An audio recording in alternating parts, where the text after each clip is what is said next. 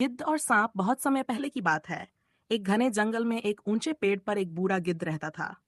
गिद्ध बहुत चालाक और बुद्धिमान था, लेकिन अब वह बूढ़ा हो चुका था और उसकी उड़ान की शक्ति भी कमजोर हो गई थी। वह अब शिकार करने में सक्षम नहीं था। उसे हर दिन भोजन की चिंता सताती थी। गिद्ध ने अपने जीवन का अधिकतर समय जंगल में शिकार करने और स्वतंत्रता से जीवन जीने में बिताया था। लेकिन अब उसकी बूढ़ी आंखें और कमजोर पंख उसे बेबस बना चुके थे। भूख से व्याकुल, उसने सोचा कि अब उसे कुछ और तरीका निकालना होगा जिससे उसे भोजन मिल सके। एक दिन गिद्ध अपने पेड़ के नीचे बैठा था। तभी उसकी नजर जमीन पर रेंगते हुए एक सांप पर पड़ी। सांप उसकी ओर धीरे धीरे बढ़ रहा था। पहले तो गिद्ध डर गया, क्योंकि सांप का विष उसे मार सकता था। लेकिन फिर उसने सोचा, क्यों न मैं इस सांप से दोस्ती कर लूं। शायद इसके साथ मिलकर मैं अपने जीवन को आरामदायक बना सकूं। सांप भी चालाक था, लेकिन वह गिद्ध से डरता था। वह जानता था कि गिद्ध यदि चाहे तो उसे अपने तेज पंजों से घायल कर सकता है। दोनों की नजरें मिलीं और उन्होंने एक दूसरे के इरादे को समझने की कोशिश की।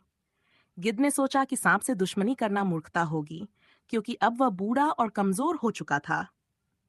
और सांप ने सोचा कि गिद्ध के साथ दोस्ती करके वह भी जंगल के अन्य जानवरों से सुरक्षित रहेगा।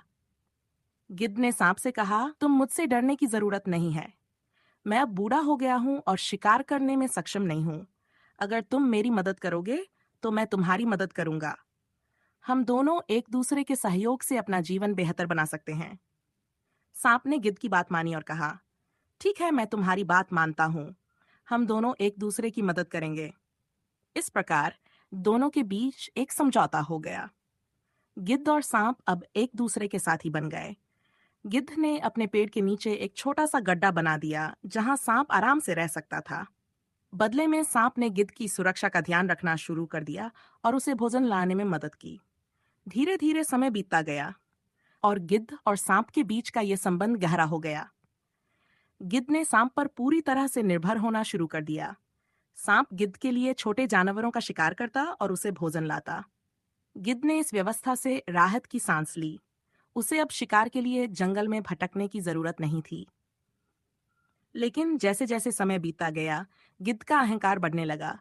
उसे लगने लगा कि वह अब भी जंगल का राजा है और सांप उसका सेवक।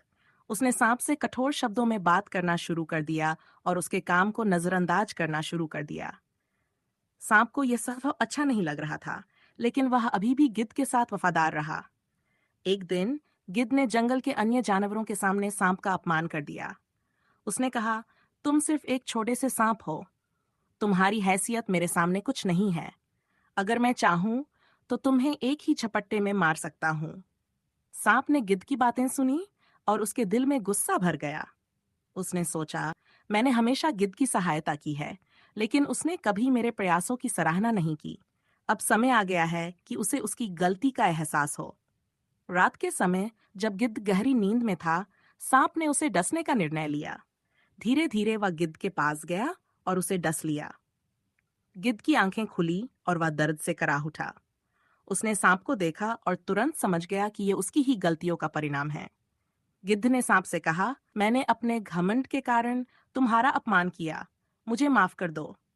सांप ने जवाब दिया, तुमने हमेशा मेरे प्रति घमंड दिखाया और मेरे योगदान की कद्र नहीं की। अब तुम्हें अपने कर्मों का परिणाम भुगतना होगा।